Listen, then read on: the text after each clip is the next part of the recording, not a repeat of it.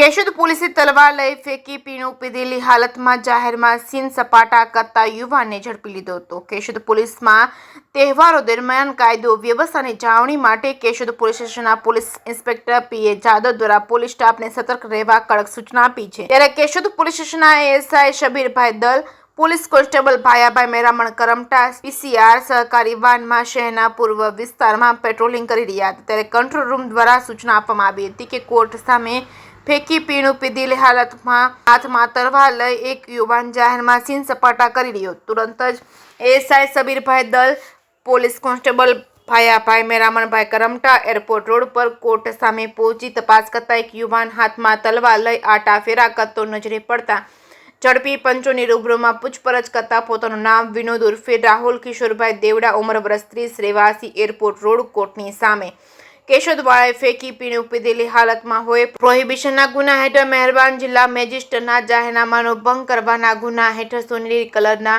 મનિયાન વાળી પિત્તળના હાથા વાળી 2 ફૂટની લાંબી વાળી એક તરફ ધારવાળી તલવાર સાથે ઝડપી પાડી હતી અને આગળની કાયદેસરની કાર્યવાહી હાથ ધરી હતી। એએસઆઈ શબીરભાઈ દલ ચલાવી રહ્યા છે કે કેશોદમાં ગત અઠવાડિયે પણ જાહેરમાં છરી લઈ ગુનો આચરવાના ઈરાદે ફરતા 2 ઇસમોને કેશોદ પોલીસ દ્વારા ઝડપી અને કાયદેસરની કાર્યવાહી હાથ ધરવામાં આવી હતી।